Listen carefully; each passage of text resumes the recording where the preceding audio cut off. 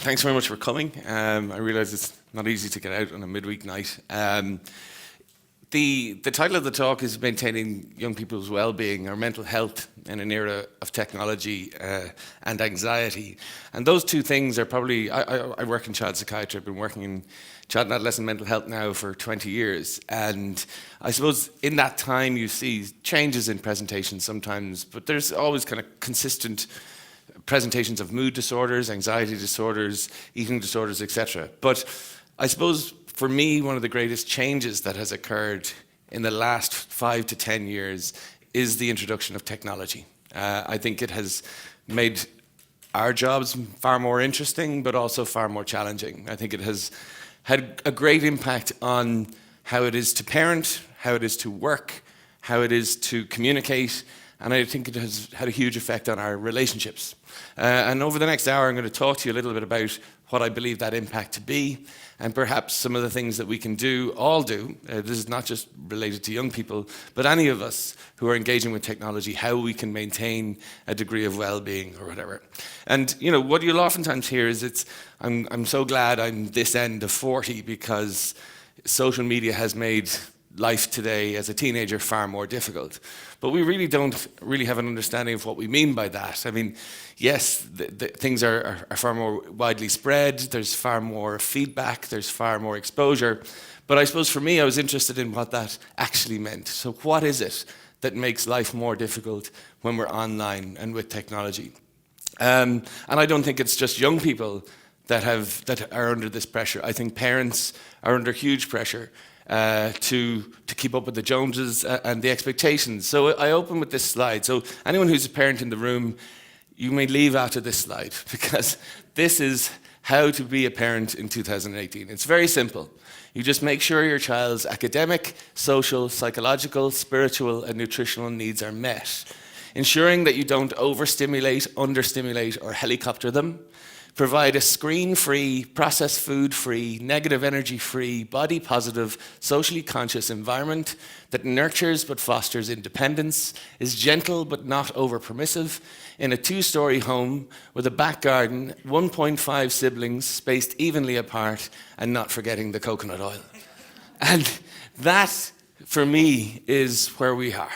That is the barrage of advice and the host of what we need to do and how if we don't have all of these things, how our children won't be perfect, they won't survive the world without all of these additional issues. But compared to being a parent in literally every other generation prior to now, the advice was a little bit different. It was keep them safe and feed them sometimes. And that generally was enough. And I oftentimes wonder, are we complicating this? Are we making this more complicated than it needs to be? And is there a necessity for us to pare back, rather than getting caught up in the treadmill of expectation, to bring it back to see what exactly is it and what exactly is important? And I think what you'll find at the end of this talk is that it is a return to traditional value that perhaps is what we need to do, rather than doing anything dramatically different. So as I said, the introduction of technology has impacted on family life, communication, relationships, and our work lives. So therefore, the internet is the greatest social experiment of our time. And I say that absolutely seriously, because it is an experiment. This has been my PhD topic for the last 5 years. So I've read extensively on what are the positives and what are the negatives of our exposure to internet, social media, etc.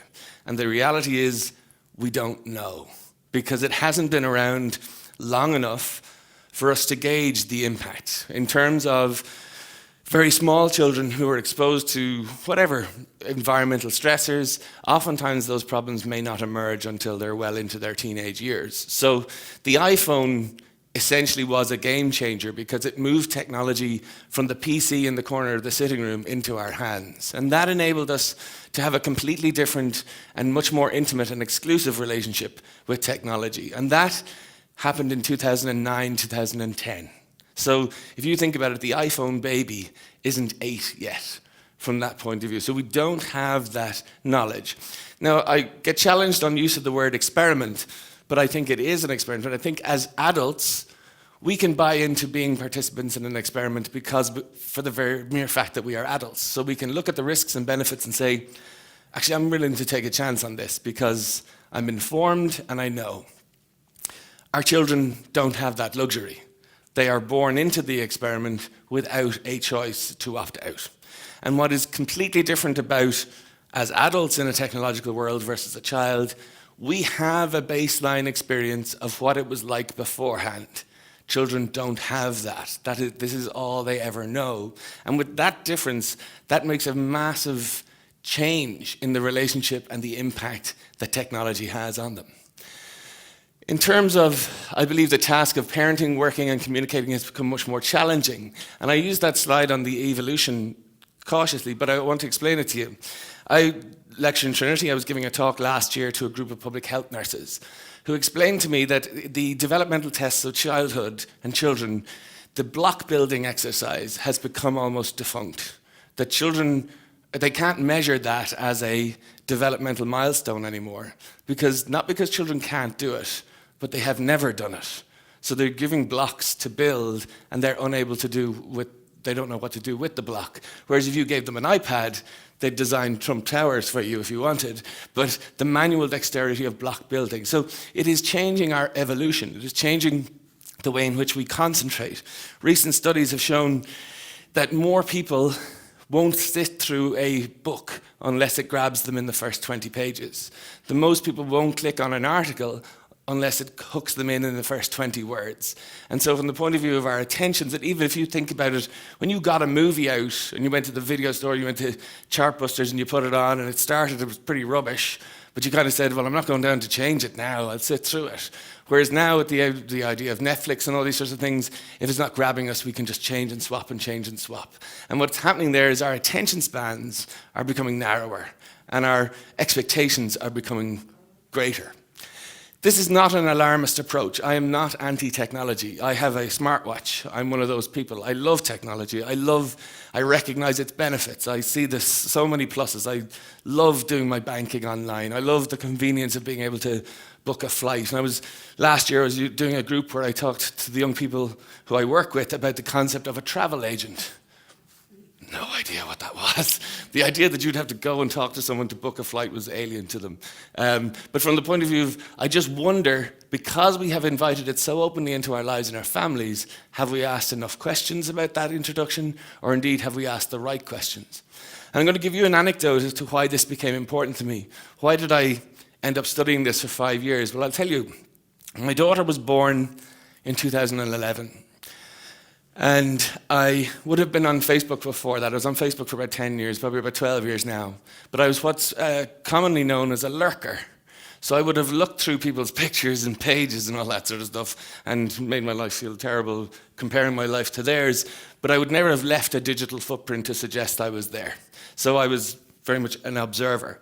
But when my daughter was born, I took a picture of her and I put it up on Facebook. And I very simply said, "Baby Layla, 7 pounds 2, mother and baby well."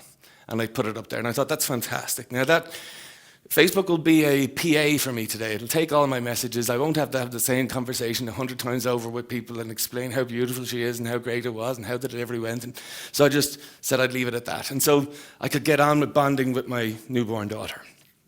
And that was what happened for the first couple of hours. But later that day, my wife sent me home to collect something she'd forgot to pack in the bag. And as I was driving home, I unmuted my phone. And for the next 7 hours, it was ping, ping, ping, notifications. 12 likes, 6 comments, 15 likes, 10 comments. And I began to kind of say, I've had a hard morning. I'll give the ego a bit of a massage and see what people have to say. And as I went into it, it was all beautiful. Lovely name, lovely baby, lovely person, lovely, lovely, lovely, lovely. It was all really nice stuff. And that was lovely. It was grand for the first, I'd say, 24 hours, just ping, ping, consistently. And then it started to slow down. It started to stop. And I can remember kind of standing at the window in Mount Carmel saying, maybe the signal's not great here. And trying to refresh and refresh and refresh. And I remember thinking that refresh, you scroll down in the spindle at the top. And I remember thinking, what does that remind me of? And I remembered, it reminds me of a slot machine. What did I get? But I wasn't waiting for 2 cherries and a tomato and a handful of change. What I was looking for was, what did the world think about the most important person in my life at this very moment. And so I realized, I suppose, later, the importance of that validation, that this is something that I'm putting out there for other people to value for me. And as I say, it plateaued, and she was born on the Saturday, so on the Monday, it kind of stopped. And it finished with a very impressive 79 likes and 56 comments. I thought, Facebook fame has arrived. To my adolescent comments, that'd be a bad morning in the office. But to me, that was huge. I thought, geez, giving birth to the most beautiful, not giving birth, sorry, I played a role in the birth of the most beautiful child in the world. And then I was sitting and basking in my Facebook fame, and then I realized, hang on a second, I have 126 friends, 79 likes. Do 46 people think my child is ugly? And so I went back into Facebook and checked who had been on who hadn't liked my picture. And I went through people going, what? She see a picture of her Pinot Grigio on the veranda, but she didn't like my picture. Why didn't she like my picture? I saw her for 5 minutes in Australia when I was traveling 15 years ago. Why does she not care about my child today? And it kind of got into a bit of a paranoid thing where I was getting suspicious. And I thought, geez, Colman, cop on. Like, you're 30, what was I at the time? 36 years of age. You've been through 7 years of personal therapy. You are the icon of what it is to be well psychologically adjusted. That's a joke, but if that can happen to you, what is that like for a 12-year-old girl who's trying to find her way in the world? And I began to ask the young people that I saw about their experiences of being online, being plugged in, being in this social media sphere. And that was the root of why I pursued it as a PhD topic. And when I asked young people about that, especially in the research area, they described a constant hum of anxiety when you're online, that there's this constant hum of anxiety that is not remarkable because it's just what it is. So it's like the alarm going off in your estate. You habituate to it until it stops. So children are not saying, this is stressing me out, because that stress is what they have been born into. It's not unusual, it is the way it is. And from that point of view, thinking about young people in terms of their emotional, cognitive, and social development, are we capable of being plugged in and always on all the time? My guess is no. I think that's overwhelming. So we have this idea of the phone, and it has changed from this image here. Do you remember this? It used to, if it rang after 9 o'clock, someone was dead. You know, that sort of thing. And used to go 4, 5, 8, 2, 2, 1, 2. Do you remember that? Yeah. This is what a phone was, right? When I was growing up, I had 2 older sisters, and my eldest sister, I remember particularly, she wanted to spend 7.5 hours talking to the people she just spent 7.5 hours talking to. So there was this constant, I remember all these things with wires under doors and, all this sort of, you ring me and I'll ring you and nobody will know who rang who, and there won't be the manipulation of the bill, all that sort of stuff. And it was a fairly big deal. I remember when the bill came into the house, my sister kind of running stage left and heading for the nearest field. But from the point of view of when we bought our first phone, do you remember where we had it in the house? Where it went? In the hall. And that was deliberate. It was to access privacy, but it was also to allow family life to exist around it. So when the call happened, life didn't stop in that sense. Then we got more affluent and we put one in our parents' bedroom. For some reason, that's where that one went. And again, it was really on a needs basis. But there were regulators to my sister. The regulators were my mother, who would oftentimes come on the other line and say, get off the phone. Or me, listening in as an annoying little brother, and the phone bill. So those things were limited. The difficulty now is that our desire to spend time with other people is not limitable. From the point of view, it is really distracted. Now, given the fact that my mother did that, and the phone bill did that, I was forced to have a relationship with my sister. And she was forced to spend time with us. And as a consequence, we got to know each other.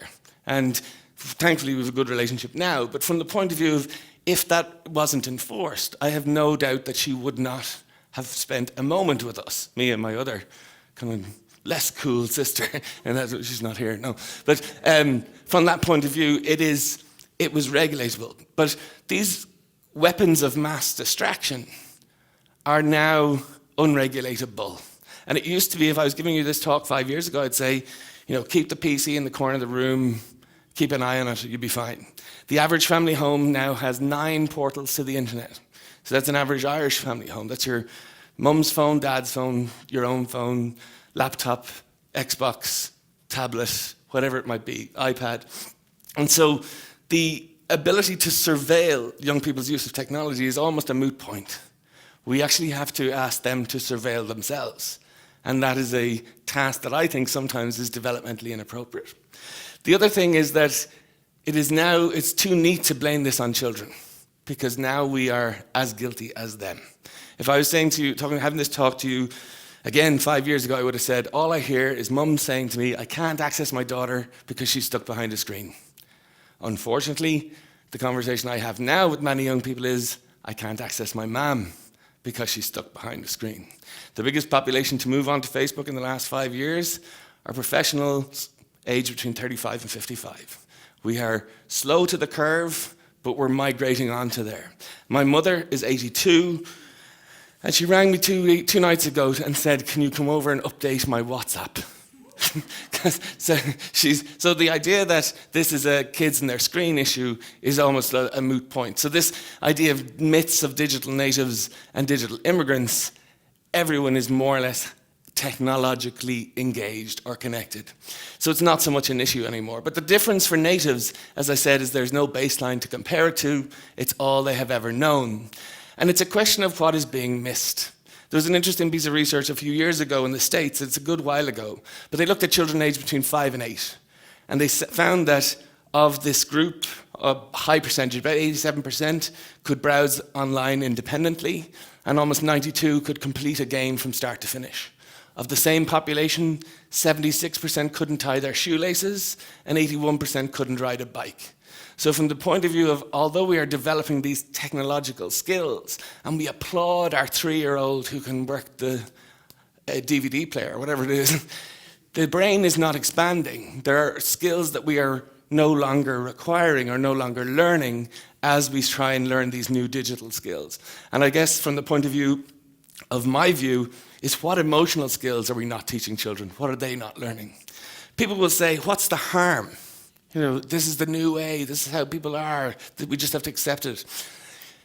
My issue is the notion of co-presence. And co-presence is the concept that I am 24/7 connected, but I'm also interacting with the world all the time. So even though I'm here talking to you at this very moment, my phone in my pocket is interacting on my behalf. So my Twitter is getting loads of likes, and my Facebook's getting, and my LinkedIn's getting loads of endorsements, and so it's not. I'm not joking. Hypothetically speaking, if it were. But the issue is, how can I actually be here with you when some of me is in my pocket? And the notion that we are always on and always connected. I went to speak to a group of 5th and 6th class children about just before Christmas. They're having an issue in the school around technology. And this group had a WhatsApp group. These are 5th and 6th class, they're 11 and 12 years of age. They had 136 people on this WhatsApp group. And each child would wake up to between 65 and 80 messages in the morning. So before your porridge, can you imagine having to answer 65 emails or whatever it is at 11? That's the level of connected and always onness that young people are experiencing. This isn't in New York, this is in South Dublin. From the point of view of children are plugged in and plugged on at a level in which cognitively and emotionally I believe them to be overwhelmed. So what else is the harm? The other harm is we can edit, cut and paste ourselves and bypass the messiness of relationships. And I go back to a story again. When I was young, I used to go to my granny's house, and my granny would tell long, dribbly stories about people who died who I didn't even know. She seemed to be obsessed with obituaries, but I used to smile and nod and say, really, Nana, that's great. But I did that because I knew there was a custard cream and a Kiora coming at the end of it. And so I tolerated the kind of dribbly bits for the reward. That's a skill. That's a skill of working a room. It's about tolerating unpleasant or, things that are not entertaining. And it's a social skill that has stood well for most of my life. But now we can actually cut that out. So you go to any meeting and you'll see people bring a device into the meeting and tap, tap, tap, tap, tap, tap, and they won't even listen to who's contributing. They just want the bit that they want. And as soon as that's mentioned, they go, I agree with you, John, and they're back to tip, tip, tip, tip, tip. Since when was that socially appropriate? Since when was that socially appropriate in a conversation with somebody, if I'm talking to you, that I will go on, I'm listening. Go on. What I'm essentially saying is, you're boring me now. I'm going to see what someone else has to say, and then I'll return to you if I'm not interested enough. Since when did we make that social etiquette okay? But it seems to be where it's going in terms of the dropping. As technology becomes more human, the method in which we communicate becomes less human, if that makes sense, or yes, less humane. The other issue is young people who are on social media express what's called a hoped-for self. So they don't present themselves as themselves. They present a version of themselves that they want people to know. And my research would suggest that nothing is random. So even if someone's taking a picture of their skinny latte in Starbucks and putting it up on Facebook, you can think, why are you sharing that? Well, I'm sharing that because I want this image to say something about me. I want it to say that I'm affluent, I'm healthy, I'm cool, I'm conscious, or whatever it might be. So if you're sharing a music video, you're not sharing it because you think somebody might be interested in it. You're sharing it to announce that you get this type of music, this is part of you, and it's more an announcement of your identity than anything to do with sharing the actual material. Does that make sense? So everything is an identity announcement. But what happens is, if young people are expressing a Instagram version of themselves, which is makeup perfect and all that sort of stuff, they have the kind of celebrity situation where, like, Beyonce can't go to the shops in a tracksuit in case she gets paparazzied. They catch her. So she has to maintain that look all the time. And young people who are sculpting this hoped-for self are now under pressure to maintain that hoped-for self in real life. So there's this, I saw this thing just on the way in here where someone said, had hair and makeup done perfectly yesterday, met no one. Went around looking like Jack Nicklaus from The Shining today, met everyone I know. So that kind of sense of, but that pressure to maintain a hoped-for sculpted self is no joke. The other issue is the comparative culture, and that's how we can compare our lives to other people. Not so long ago, but just for November time last year, sitting at home, Friday night, wife sitting here, I was sitting here, she was having a glass of wine, I was having a Diet Coke, and watching Graham Norton. Children were in bed, everything was gone. And I just remember thinking, this is nice. It's nice to get to this point in our lives, this point in the week, and this is easy, this is good, I like this. And then I made the mistake of going onto Facebook. And the first picture I saw was 3 of my friends, 2 divorced, 1 not married, and they were in a golf trip in Marbella. And I remember just looking and going, oh, the lads never told me they were going to Marbella. Probably knew I wouldn't be able to go because of you. And at this moment where this was all right to, you ruined my life. I could be in Marbella, drinking pints for €18 each, having the time of my life instead of watching Graham Norton with a Diet Coke and you. But from the point of view of what was happening there was that something intruded on a happy moment and made it absolutely and utterly rubbish through nothing having happened. And as parents of teenagers, we can have this kind of explosive change in behavior where something's going fine, you're laughing and joking, and then all of a sudden, I hate that. You go, what happened there? When you don't have any surveillance of knowledge of what message is coming through to them through this phone or through the call or through the text or through an image that they just see. They go online, they see all their pals down the Leisureplex and they haven't been asked, or they're this Snapchat story, something comes up. It can devastate them in a moment, and we have no knowledge or inclination as to what's causing that change. But as adults, the comparative culture can happen too. And about 2 years ago, I had a young person who did her leaving cert. She did very well. she said, I said, how did you get on the Leaving Cert? She got 390 points, and she'd had a really tough year. I thought it was fantastic. It's fabulous. But I said, you don't look pleased. 390 points is really good. What's wrong? She said, my mum put on Facebook that I got 410. And it was an issue that mum wanted to comparative culture with a cousin who'd got 4. And the whole experience of, and this happens, whereas parents, we get caught up in this. And I look at things and I go, oh my God, Gary Tuddy's kid's 5 and he won a black belt in Taekwondo. Why aren't you playing Taekwondo? You can't even swim yet. But from the point of view of that exposure is a challenge. And it's creating a competitive culture. A friend of mine owns a Montessori, and she's getting parents coming in going, why can't he count to 10? I saw that kid count to 10 yesterday. And you're going, it's a play school. It's play, it's not, but people want to get the heads up, they want to get the advantage, and that's understandable. And it's absolutely fine to want your child to do well. But when you need your child to do well, that's oftentimes where the problems start. You know, I would love my son to play for Leinster. He's on protein shakes, he's only 5, I'm joking. But from the point of view of, I hope I don't need him to do that, because that will create a completely different dynamic in that expectation. We live in a prefigurative society. This is the first time where the young have taught the old. In technology terms, young people are teaching us how to do it. And I have spoken to parents before, and I said, have you got parental controls? And I said, oh, we're very safe in our house. We have all the latest stuff. Dara installed it. Dara's your 13-year-old son who's, from the point of view of the young, that prefigurative society, it can con us a little bit. Just because capitalism wears a hoodie doesn't mean they're not capitalists. These people are still out to earn money off us. And as somebody says, on Facebook, there is no product. If there is no product, we're the product, and that's the issue. So has this a negative impact on mental health? For sure it does. So, as I say, the weapons of mass destruction, how many people in this room would prefer a text than a call? Hands up. You're meeting someone tomorrow. You're trying to arrange a time. Text or call. Hands up.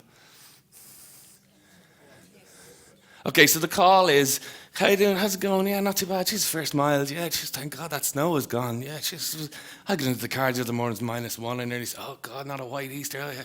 Anyway, how's things? Yeah, not too bad. Come here, about tomorrow. Where will we meet? Liffey Valley. Yeah, grand. Yeah, we said that. Why about 3 o'clock? Yeah, 3 o'clock's fine. Good stuff. Yeah. Come here. Did you hear about Mary? No, I didn't. Tell us. No, I'll tell you tomorrow. Tell me now. No, I'll tell you tomorrow. Oh, come on. No, I'm going. Bye bye bye bye bye bye bye bye bye bye bye bye. That's the call. Here's the text. 3 question mark. Here's the answer, K. Who would not prefer that? You can cut out and just go to the point at which we want. And that makes it neater, it makes it more specific, but it also makes us a little bit ruthless and intolerant. And that's the issue, where people talk about, I have to get through all these emails. Delete, delete, delete, delete, delete. Forgetting that there's a person on the other side of some of those emails. Not the spam ones, obviously, but for people. So as technology becomes humanized, again, are we becoming less humanized? The impact of the on-demand culture, and this is an important piece. This has nothing to do with social media, it's just to do with technology. Sometimes we are sold an idea of on-demand happiness. Freud said once famously, the most we can hope for is the misery of everyday life. And I can understand the critics, but he was right. In actual fact, if we think about our time, of how much time in the world we spend happy, no, I mean belly laughing happy, it's about 1.4%.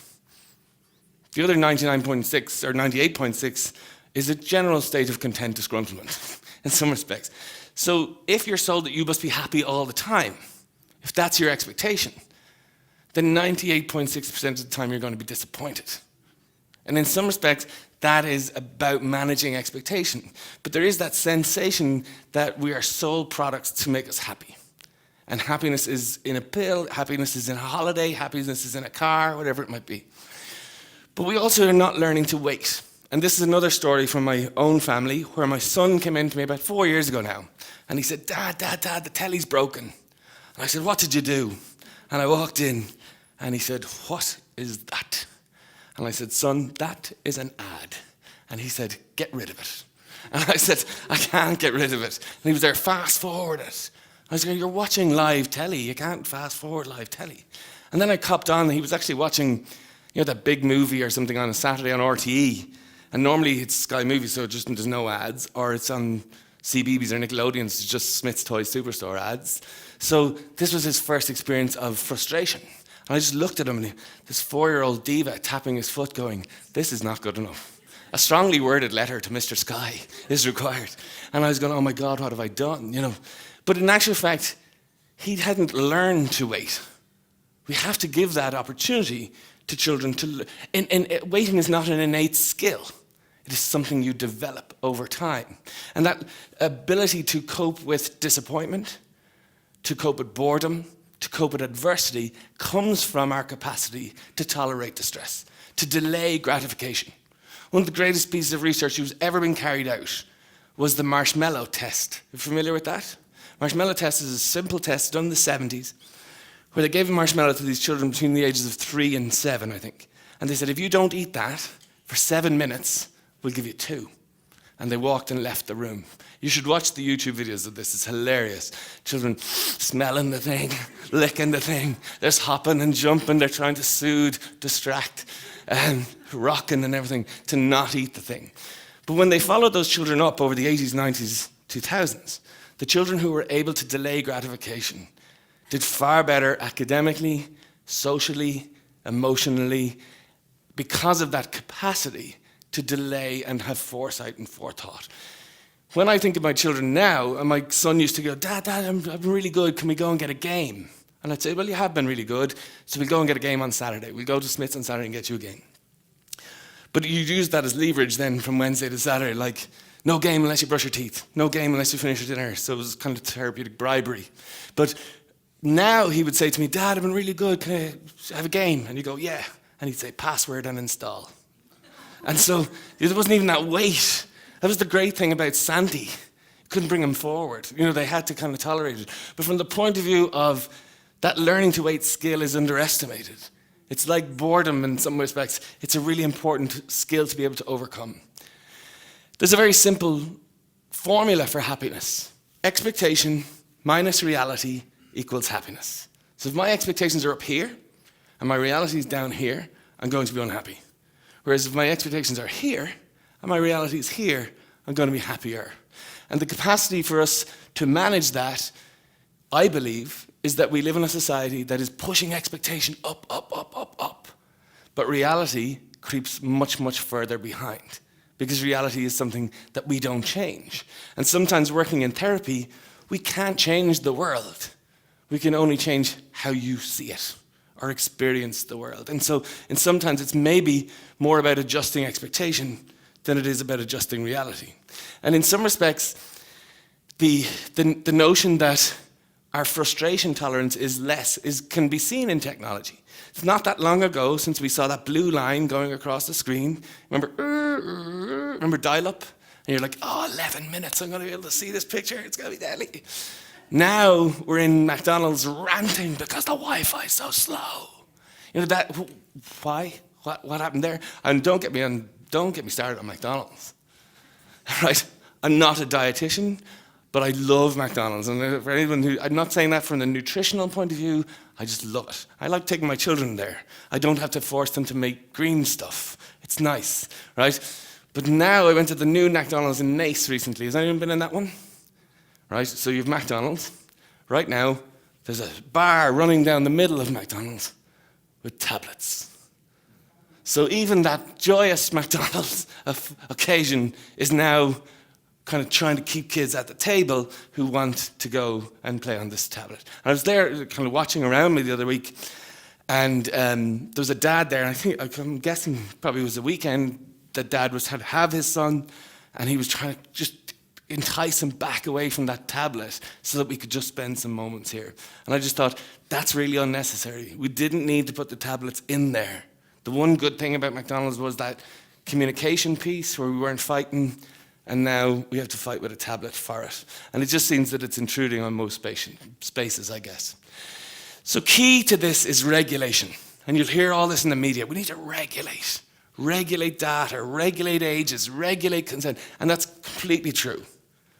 On the flip side, these are media providers who have taglines such as all-you-can-eat data and binge watching, explicitly encouraging excess. Don't have to wait. You can binge all day. You can get your duvet out and watch the whole series of Game of Thrones in one day. Gorge on it. And we're trying to say, no, we're all about regulation. Yet we can't regulate these companies to use different taglines, right? We have a debate around individual-aided consent, but we have two companies recently who bring out two ads that says, it's really hard to pick a confirmation name, but it's not hard to pick a smartphone. Come to the Carphone world, and you can do this, right? Or the other one was, what do you say to your kid on their first day in school? Well, when they come back from secondary school, give them a phone. You won't have to say anything. From the point of view so they're already setting this 12, 13 age, really without any before the stuff has gone through. So we're chasing our tails a little bit. And again, using another example, this is not social media, but has anyone seen the self-reading book? This is a gift my sister got from my daughter when she was born. And it's a beautiful thing, right? So it's a book, and you record your voice into it, and when you turn the page, it reads out that page in your voice. And I thought, isn't that a beautiful gift? When I'm down in St. Pat's giving an aware lecture, she can have her self-reading book, and it'll be like I'm there. And then I thought about it a little bit more, and I said, actually, that won't be like I'm there. Because she's heard The Night Before Christmas 120 times in July. Like, it's not about the story. Story time is about being with me. It's about that 15 minutes of cuddles, connections, and warmth, and an uninterrupted space. But if I say, next time she comes down, I'm downstairs and says, Dad, can you do story time? And I go, love, I have a few work emails to do. Sure, have your self-reading book there. Go off and do that. Then that nice gift becomes a tragic gift in that sense. Because there is no app for your lap. From the point of view of that closeness and connection, we don't have digital soothers, we don't have digital babysitters that are effective as human-to-human contact. So how do we cope with this? Where do we start? What's this about? We need to become critical consumers of technology. And I want to say I did this slide and the next few slides way before Cambridge Analytica, right? I've been saying this for years. But anyway, this is where the conspiracy theory comes up, right? So if you think about it, the media companies, what they measure in terms of their revenue is time on screen, right? So they're in an arms race for our attention. The more attention we spend on this site, the more gaze of our eyes on this site, the more revenue they can charge for their advertising, right? So their only interest is time on screen. So I'll give you an example. YouTube introduced a function called autoplay the next video. If anyone's familiar with YouTube, you watch a video, and as soon as that's finished, it loads something remotely similar to what you've just watched and starts to play that. So you don't have to search for the second thing, and you go, oh, so you're watching a clip on a comedian, and you want to see this joke that they tell. The clip goes for a minute and a half, then boom, it loads another clip, and boom, another clip. That introduction of that feature increased their market share by about 1.5%, which was worth close on 2 billion. In terms of that 1.5% from the point of view of the impact of that. So then you have Facebook going, we need to autoplay the next video. So the idea is that we want to keep you looking at the screen for longer, and each site that can do that. However, so let's say that Google and Apple are the town planners of a village that we all inhabit. We're all there. We're all part of this, right? They have no ethical obligation in this city or this town to have anything that we need. They just need to put things there that we want. So from the point of view, there's no sidewalks, there's no disabled parking, there's no sanitation, because that doesn't make money. So they just have the stuff. If you can imagine a city that just gives us what we need, what we want, and not what we need. It's a fairly chaotic place. The providing us with that is like, I suppose from the point of view of, if I woke in the morning and I turned to my bedside locker, it's like Facebook says, Colman likes donuts.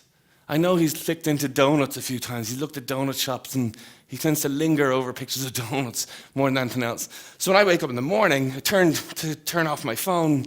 It's like Facebook says, would you like a donut, Colman?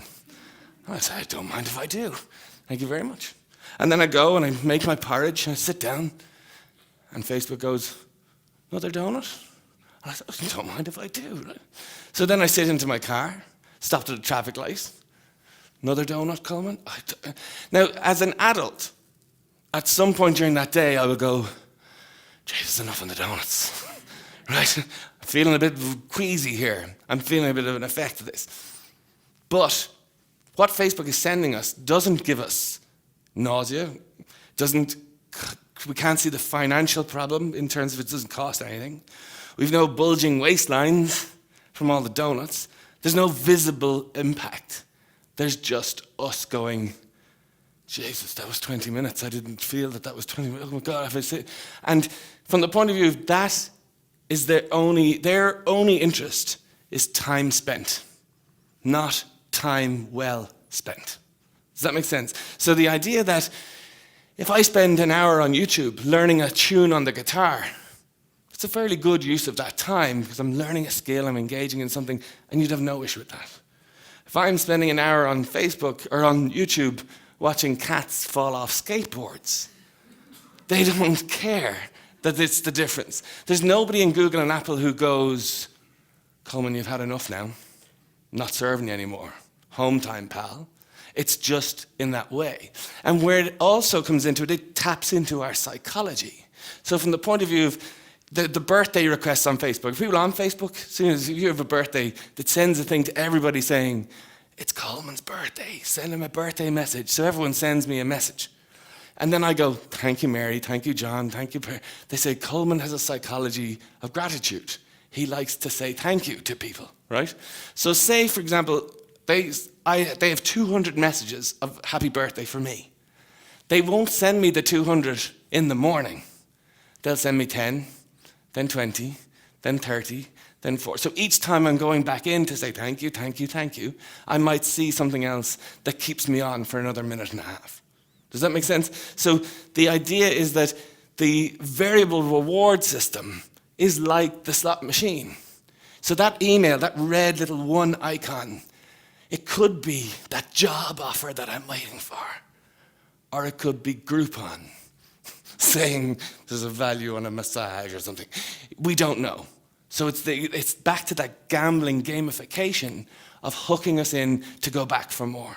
And the time on screen being the only measurable outcome. What I would say is the most harshest of those introductions is a thing called Snapchat streaks. Are people familiar with this? You are. Snapchat streak is a process in Snapchat. Snapchat's an instant messaging kind of picture-based app, for the want of a better word. So basically, I send a message to you and you send one to me. And every 24 hours that we send a message, we get a streak of a day. So 1, 2, 3. So our streak gets going, right? However, if 24 hours pass and I don't send you one or you don't reply to me, we lose our streak, right? So the thing is gone, right? What we have is then young people who are trying to keep the streak going. So we got 120-day streak. We got to keep this going, right? So I have to send, so if young people going, I'm not going to be available. Here's my Snapchat password. You go into my Snapchat, streak her, make sure that she streaks you back, and we'll keep it going. But Snapchat sees this as you're going in to keep your streak going, and then you see someone else's Snapchat story and someone else's, and you stay on it for 2.5, 3.5, 4.5 minutes, whatever it is. Snapchat is not aware, nor does it care, that that is a social reciprocal process. That when one of those young people drops the ball, the other young person is devastated. Because this is a measure of our relationship. This is a measure of my worth to you. This is a measure of my value. And we had a 127-day streak, and you forgot. And the harshest thing on that is, it's gone. You go into Snapchat the next day, it goes, Colman and John, 0. And you go, oh my God. The amount of tears, crises, fallout that Snapchat streak has caused across the globe has been phenomenal. And Snapchat doesn't give a hoot because it's time on screen. Does that make sense? So that's where that ethical obligation does not exist, nor does it need to exist in some respects. Technology dependency is not obvious. We don't see it happening. You know, if I said to you 10 years ago, I Googled your thing last night, you'd have a bit of a row. Do you know what I mean? Whereas now it makes complete sense. But just because it's normative, which means everybody's doing it, does not mean it's normal. Those images up above, we're not shocked by them, but we should be. The two people in an intimate relationship are elsewhere. The two people who are sharing a bed together are on independent screens. This is normative, but it is not normal. And we need to make sure that we don't confuse those two things.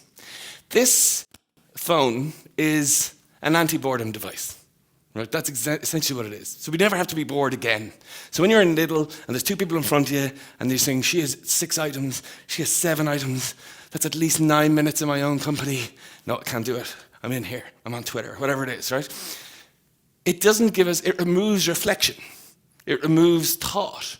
How do we get to know ourselves is if we're not given an opportunity, right? So the idea is, for example, one of the most popular things in the world at the moment in mental health is mindfulness, right? And I'm not knocking it, but what I'm saying to you is, you couldn't sell mindfulness in the 80s.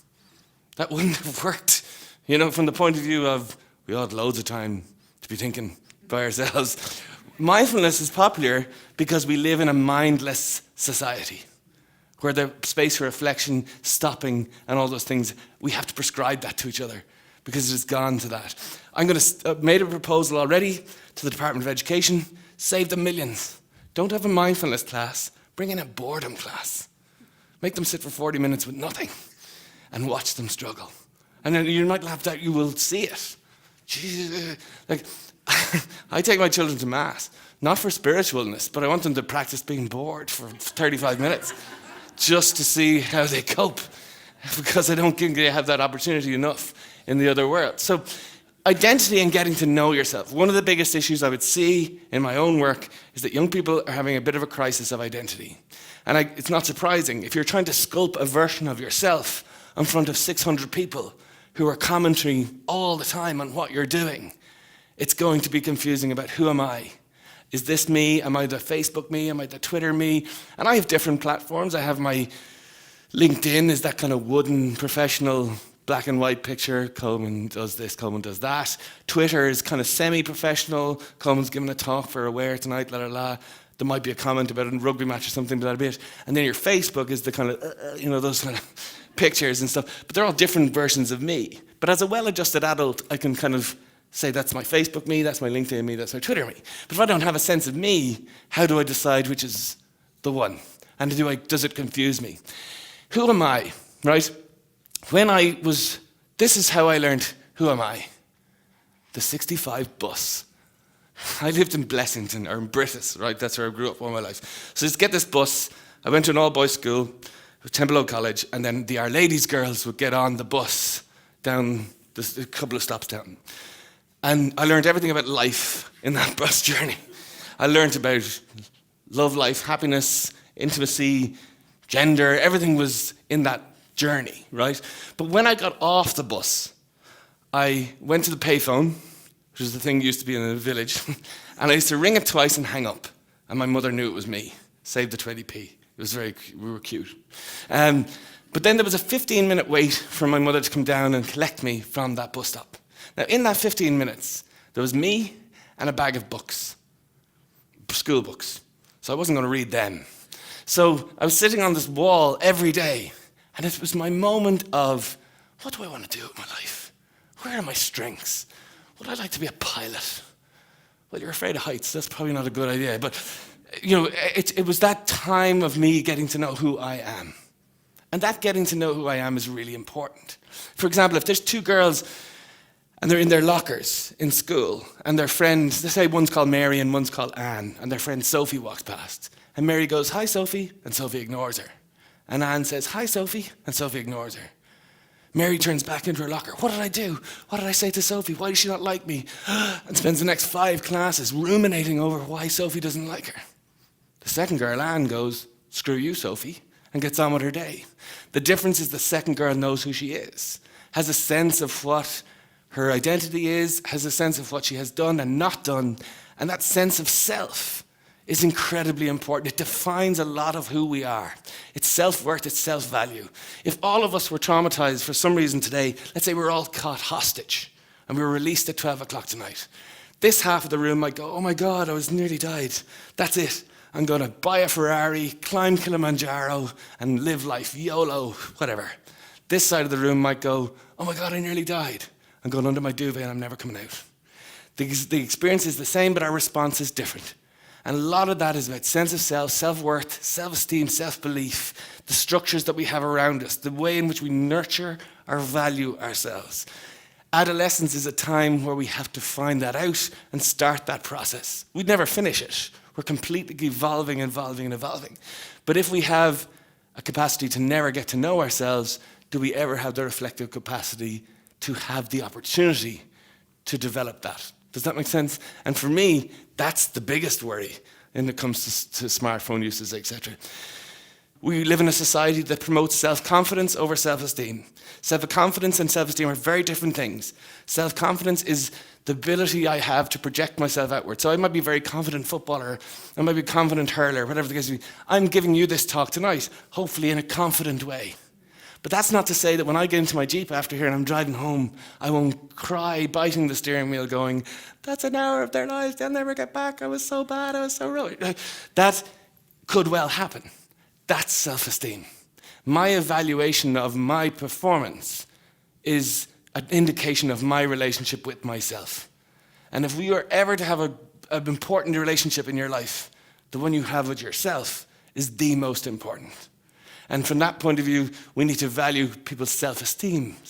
We need to reward effort, not outcome. We need to, it doesn't care if they're A hockey players and A students and all that sort of stuff. We need to value effort rather than outcome and become less league-based. This is the psychology behind it. This came from my research. Obviously, what fuels it? Well, the recognition, the validation I've spoken about. The feeling-response cycle is interesting. We used to have a feeling and we share it. So I'm after having a row with my girlfriend, so I'm going to ring someone and tell them about it. Now, my research says I need a feeling, so I share it. So I'm feeling a little bit empty, nothing's happening.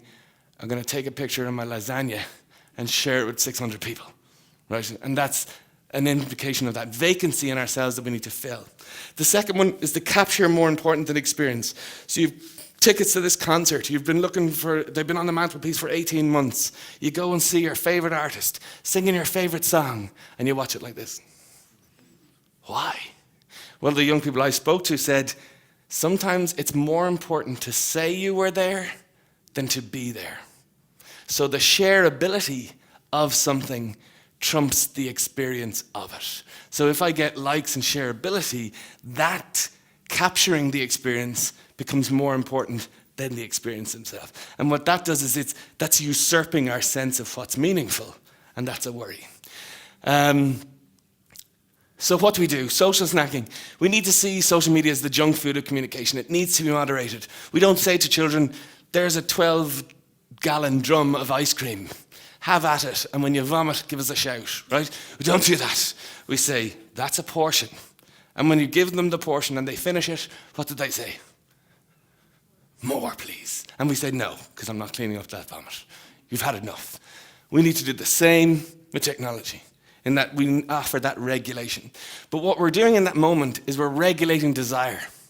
Children you don't have 13-year-olds who have the regulation of desire. They don't have that foresight. How many children have you witnessed at a sleepover?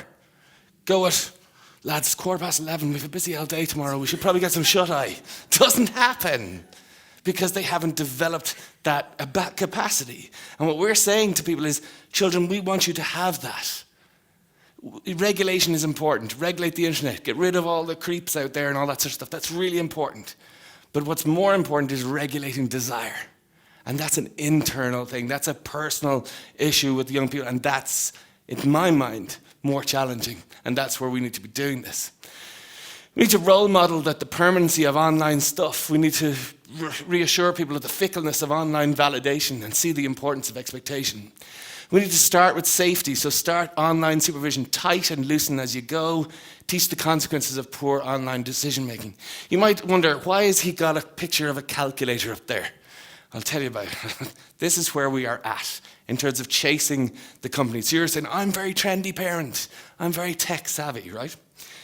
This looks like a calculator, right? And there is an app on people's phone that looks exactly like a calculator, right? And it's called the Vault. People familiar with this? So the Vault is a hidden photo gallery, right? So as a teenager, you have all your semi-nude pictures that you're sending, whatever, but your mum takes your phone and checks it on you. So you transfer all your semi-nude photos into the Vault, which looks like a calculator. And it's, even if it gave to the police, they wouldn't be able to access your Vault because it's password protected, right? So it works as a calculator. You go in, 2 + 2 = 4, 124 + 4 is 128.